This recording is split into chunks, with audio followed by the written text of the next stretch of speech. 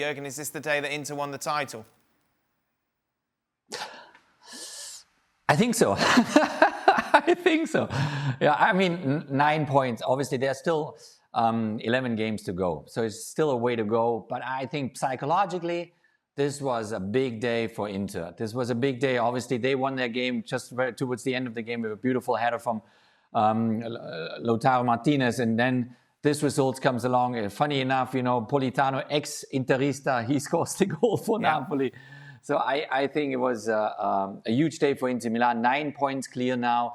It looks pretty much like they go all the way now. Gab? Rule of thumb, when your points are more than the number of games remaining and there's no head-to-heads, maybe that's when you start to celebrate. So they're not quite there yet because it's 9 points and it's 12 games, but I think they'll be there very soon. Oh, Gab, keeping a very steady head on all of this. Let's talk about the late controversy. Jurgen, do you think it was a penalty? No, I don't think so. I agree with Shaka. I mean, there was slightly contact, but it was not enough for a penalty. It was not enough for a penalty. And it was the curious thing was, you know, he got, obviously, in his opinion, got fouled, but then he runs so dramatically back and then hits Osimhen with that challenge there on the sideline. You know, it's amazing. He won on one side, he won a penalty. On the other side, you kind of hit 50 yards away, you hit the other guy and almost got a red card. I agree also there. It was a yellow, but it was a very, very harsh challenge by Theo Hernandez. So it was a dramatic couple of minutes there towards the end. For Milan, it's all about the top four now, Gab. Is that fair? I think they'll try to keep going. I think a lot's obviously going to depend on what happens against United on Thursday. If they advance, they're going to look around the Europa League and, you know, they'll see, well, we've got Arsenal, we've got Spurs, we've got maybe, Villarreal, one or two others, but, you know, nobody who's head and shoulders above us. So maybe that's when you might see a little bit of a shift.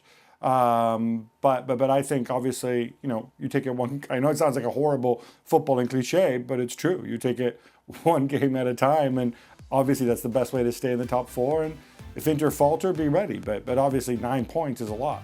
Gab, as you mentioned before, it's general consensus Scudetto will go at the end of the season. If he gets Napoli in the top four, does that change anything? Who knows? Because Aurelio De Laurentiis is entirely unpredictable. And I think, you know, if he does stay, it's going to be because Gattuso wants to stay. You know, he's not on a huge contract, like we said. And Gattuso, I think, will feel entitled to make a couple demands, not just financially, but in terms of players. Obviously, Napoli spent some hefty sums in the summer to strengthen the squad. Otherwise, though, if the conditions aren't there in terms of calm, in terms of pressure, in terms of the way people are treated, then I could see Gattuso saying, I don't need this. I'm going to move on and try my hand at a different club. Well, thank you very much for watching ESPN on YouTube. For more sports highlights and analysis, be sure to download the ESPN app. And for live streaming, premium content, and let's not forget as well, ESPN FC 7 days a week. Subscribe to ESPN+.